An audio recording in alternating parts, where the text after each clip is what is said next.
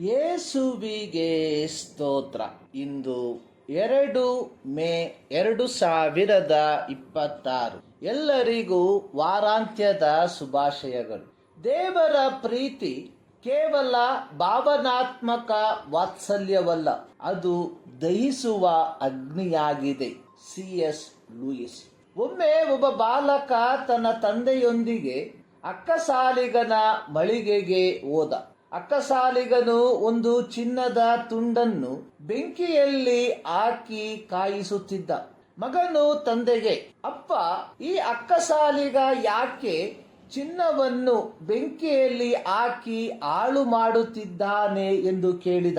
ಅದಕ್ಕೆ ತಂದೆಯು ಮಗನಿಗೆ, ಮಗನೇ, ಅಕ್ಕಸಾಲಿಗನು ಚಿನ್ನವನ್ನು ಬೆಂಕಿಯಲ್ಲಿ ಹಾಕಿ ಅದನ್ನು ಹಾಳು ಮಾಡುತ್ತಿಲ್ಲ, ಬದಲಿಗೆ ಚಿನ್ನವನ್ನು ಕರಗಿಸಿ ಅದರಲ್ಲಿರುವ ಅಶುದ್ಧತೆಯನ್ನು ತೆಗೆದು ಶುದ್ಧ ಚಿನ್ನವನ್ನಾಗಿಸಿ ಆ ಚಿನ್ನದಿಂದ ಸುಂದರವಾದ ಆಭರಣಗಳನ್ನು ರೂಪಿಸುತ್ತಿದ್ದಾನೆ. C.S. ಲೂಯಿಸ್ ರವರು ದೇವರ ಪ್ರೀತಿಯನ್ನು ದಹಿಸುವ ಅಗ್ನಿ ಎಂದು ಹೇಳಿ ಅದನ್ನು ಹೀಗೆ ವಿವರಿಸಿದ್ದಾರೆ. ದೇವರು ಪರಿಪೂರ್ಣತೆಯನ್ನು ಬಯಸುತ್ತಾರೆ. ಅವರು ಮನುಷ್ಯರನ್ನು ಅವರ ಮುರಿದ ಸ್ಥಿತಿಯಲ್ಲಿಯೇ ಬಿಟ್ಟು ಬಿಡಲು ಬಯಸುವುದಿಲ್ಲ. ಆತನು ಮನುಷ್ಯರನ್ನು ಪ್ರೀತಿಸಲು ಅರ್ಹರನ್ನಾಗಿ ಮಾರ್ಪಡಿಸಲು, ನಮ್ಮಲ್ಲಿರುವ ನ್ಯೂನತೆಗಳನ್ನು ರೂಪಾಂತರಪಡಿಸುವುದಕ್ಕಾಗಿ ಬೆಂಕಿಯ ಅನುಭವದ ಮೂಲಕ ಹಾದು ಹೋಗಗೊಡಿಸುತ್ತಾರೆ. ಶೇಮ ಇಸ್ರಾಯೇಲ್, ಇದು ಯಹೂದ್ಯರ ಅತ್ಯಂತ ಪ್ರಮುಖ ಪ್ರಾರ್ಥನೆಯಾಗಿದ್ದು ಅವರ ನಂಬಿಕೆಯ ದೃಢೀಕರಣದ ಭಾಗವಾಗಿದೆ. ಇದರ ಭಾಗವಾಗಿ ಪ್ರತಿ ಯಹೂದ್ಯನು ಮುಂಜಾನೆಯಲ್ಲಿಯೂ ಸಂಜೆಯಲ್ಲಿಯೂ ಈ ಒಂದು ಭಾಗವನ್ನು ಪಠಿಸುವಂತವನಾಗಿರುತ್ತಾನೆ. ಇಸ್ರಾಯೇಲ್ಯರೇ, ಕೇಳಿರಿ, ನಮ್ಮ ದೇವರಾದ ಯೆಹೋವನು ಒಬ್ಬನೇ ದೇವರು. ನೀವು ನಿಮ್ಮ ದೇವರಾದ ಯೆಹೋವನನ್ನು ಪೂರ್ಣ ಹೃದಯದಿಂದಲೂ ಪೂರ್ಣ ಪ್ರಾಣದಿಂದಲೂ ಪೂರ್ಣ ಶಕ್ತಿಯಿಂದಲೂ ಪ್ರೀತಿಸಬೇಕು. ಪ್ರೀತಿ ವಿಮೋಚನೆಗೊಂಡವರ ಗುರುತಾಗಿದೆ. ಹಾಗೆಯೇ ಪ್ರೀತಿಯು ಹೊಸ ಒಡಂಬಡಿಕೆಯಲ್ಲಿ ದೇವಜನರ ಗುರುತು ಆಗಿದೆ. ಯೇಸುವಿನ ಐಹಿಕ ಸೇವೆಯ ಕಾಲದಲ್ಲಿ ಫರಿಸಾಯರಲ್ಲಿ ಕೆಲವರು ಬಂದು ಯೇಸುವನ್ನು ಪರೀಕ್ಷಿಸುವುದಕ್ಕಾಗಿ, ಗುರುವೇ, ಧರ್ಮಶಾಸ್ತ್ರದಲ್ಲಿ ಯಾವ ಆಜ್ಞೆ ಮುಖ್ಯವಾದದ್ದು ಎಂದು ಕೇಳಿದಕ್ಕೆ ಆತನು ಅವರಿಗೆ ಹೇಳಿದ್ದು, ನಿನ್ನ ದೇವರಾಗಿರುವ ಕರ್ತನನ್ನು ನಿನ್ನ ಪೂರ್ಣ ಹೃದಯದಿಂದಲೂ ನಿನ್ನ ಪೂರ್ಣ ಪ್ರಾಣದಿಂದಲೂ ನಿನ್ನ ಪೂರ್ಣ ಬುದ್ಧಿಯಿಂದಲೂ ಪ್ರೀತಿಸಬೇಕು ಎಂಬ ಆಜ್ಞೆಯೇ ಮುಖ್ಯವಾದದ್ದು. ಮತ್ತಾಯ 22:37.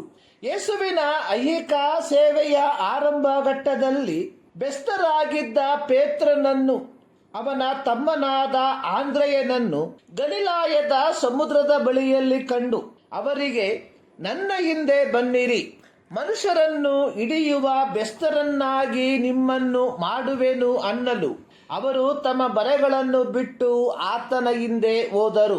ಮತ್ತಾಯ 4:18-20 ವಾಕ್ಯ. 3.5 ವರ್ಷ ಯೇಸುವಿನ ಸಂಗಡ ಸಂಚರಿಸಿದ ಇವರು ಯೇಸುವಿನ ಮರಣ ಪುನರುತ್ಥಾನದ ನಂತರ ಪುನರುತ್ಥಾನ ಹೊಂದಿದ ಯೇಸುವನ್ನು ಕಂಡಾಗ್ಯೂ ಪೇತ್ರನು ತನ್ನ ಸಂಗಡಿಗರಿಗೆ, ನಾನು ಮೀನು ಹಿಡಿಯುವುದಕ್ಕೆ ಹೋಗುತ್ತೇನೆಂದು ಹೇಳಲು ಅವನ ಸಂಗಡ ಇದ್ದವರು ಸಹ ಅವರಿಗೆ, ನಾವು ಸಹ ನಿನ್ನ ಸಂಗಡ ಬರುತ್ತೇವೆ ಎಂದು ಹೇಳಿ ಆತನೊಂದಿಗೆ ದೋಣಿಯನ್ನು ಹತ್ತಿದರು. ಯೋಹಾನ 21:2-3 ವಾಕ್ಯ. ಅವರು ರಾತ್ರಿಯೆಲ್ಲ ಪ್ರಯಾಸಪಟ್ಟರೂ ಒಂದು ಮೀನು ಅವರಿಗೆ ಸಿಕ್ಕಲಿಲ್ಲ. ಬೆಳಗಾಗುವಾಗ ಯೇಸು ದಡದಲ್ಲಿ ನಿಂತುಕೊಂಡವನಾಗಿ ಅವರಿಗಾಗಿ ಕೆಂಡದ ಮೇಲೆ ಸುಟ್ಟ ರೊಟ್ಟಿಯನ್ನು ಹಾಗೂ ಮೀನಿನೊಂದಿಗೆ ಅವರಿಗಾಗಿ ಮುಂಜಾನೆಯ ಆಹಾರವನ್ನು ಸಿದ್ಧಪಡಿಸಿದನು. ಅವರು ಊಟ ಮಾಡಿದ ತರುವಾಯ ಯೇಸು ಸಿಮೋನ ಪೇತ್ರನನ್ನು, ಯೋಹಾನನ ಮಗನಾದ ಸಿಮೋನನೇ, ನೀನು ಇವೆಲ್ಲವುಗಳಿಗಿಂತ ಹೆಚ್ಚಾಗಿ ನನ್ನ ಮೇಲೆ ಪ್ರೀತಿ ಇಟ್ಟಿದ್ದೀಯೋ. 3.5 ವರ್ಷಗಳ ಹಿಂದೆ ದೋಣಿಯನ್ನು, ಬಲೆಯನ್ನು, ಮೀನು ಹಿಡಿಯುವ ಇತರೆ ಪರಿಕರಗಳನ್ನು ಗಲಿಲಾಯದ ಸಮುದ್ರದ ತೀರದಲ್ಲಿಯೇ ಬಿಟ್ಟು ಯೇಸುವನ್ನು ಹಿಂಬಾಲಿಸಿದ ವ್ಯಕ್ತಿಯಾಗಿದ್ದ ಪೇತ್ರನು. ಮತ್ತಾಯ 4:20. ಆದರೆ ಯೇಸುವಿನ ಮರಣ ಮತ್ತು ಪುನರುತ್ಥಾನದ ತರುವಾಯ ಪೇತ್ರನು ಯೆರೂಸಲೇಮನ್ನು ಬಿಟ್ಟು ಗಲಿಲಾಯಕ್ಕೆ ಬಂದು ತಾನು ಹಿಂದೆ ನಡೆಸುತ್ತಿದ್ದ ವೃತ್ತಿಯನ್ನೇ ಮುಂದುವರಿಸಿಕೊಂಡು ಹೋಗಲು ತಿರುಗಿ ಮೀನುಗಾರನಾಗಲು ನಿರ್ಧರಿಸಿದ. 3.5 ವರ್ಷಗಳ ಹಿಂದೆ ಇದೇ ಮೀನುಗಾರನಾಗಿದ್ದ ಪೇತ್ರನನ್ನು ಮನುಷ್ಯರನ್ನು ಹಿಡಿಯುವ ಬೆಸ್ತನನ್ನಾಗಿ ಮಾಡಿದ್ದನ್ನು ಇಲ್ಲಿ ನೆನಪಿಸಿಕೊಳ್ಳಬೇಕು. ಮತ್ತಾಯ 4:19. ಯೇಸು ಪೇತ್ರನಿಗೆ, ಇವೆಲ್ಲವುಗಳಿಗಿಂತ ಹೆಚ್ಚಾಗಿ ನನ್ನ ಮೇಲೆ ಪ್ರೀತಿ ಇಟ್ಟಿದ್ದೀಯಾ ಎಂದು ಕೇಳಲು ಇಲ್ಲಿ ಪ್ರೀತಿ ಎಂಬ ಸ್ಥಳಕ್ಕೆ ಉಪಯೋಗಿಸಿರುವ ಗ್ರೀಕ್ ಪದ ಅಗಾಪೆ.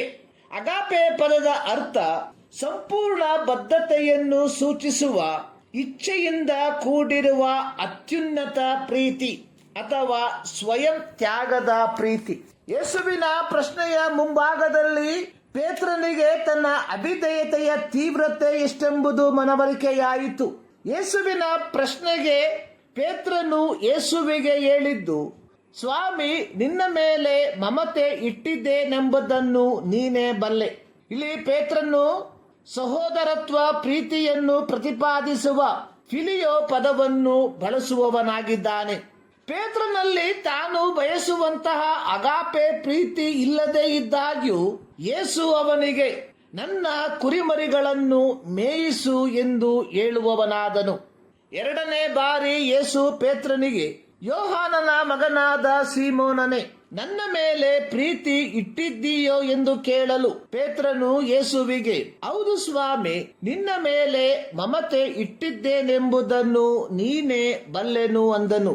ಇಲ್ಲಿಯೂ ಯೇಸು ಕ್ರಿಸ್ತನು ಅಗಾಪೆ ಎಂಬ ಪದವನ್ನು ಬಳಸಿರುವಾಗ ಪೇತ್ರನು ಫಿಲಿಯೋ ಎಂಬ ಪದವನ್ನ ಬಳಸುವಂತದಾಗಿ ನೋಡುತ್ತೇವೆ. ಯೇಸು ಪೇತ್ರನಿಗೆ ನನ್ನ ಕುರಿಗಳನ್ನು ಕಾಯಿ ಎಂದು ಹೇಳುವುದರ ಮೂಲಕ ಮಂದೆಯ ಮೇಲಿರುವ ಪೂರ್ಣ ಜವಾಬ್ದಾರಿಯನ್ನು ಕೊಡುವವನಾಗಿದ್ದಾನೆ. ಪೇತ್ರನು ತನ್ನ ಪತ್ರಿಕೆಯನ್ನು ಬರೆಯುವಾಗ ಸಭೆಯ ಹಿರಿಯರಿಗೆ ಪ್ರಬೋಧಿಸಿರುವಂತದ್ದು, ನಿಮ್ಮಲ್ಲಿರುವ ದೇವರ ಮಂದೆಯನ್ನು ಕಾಯಿರಿ.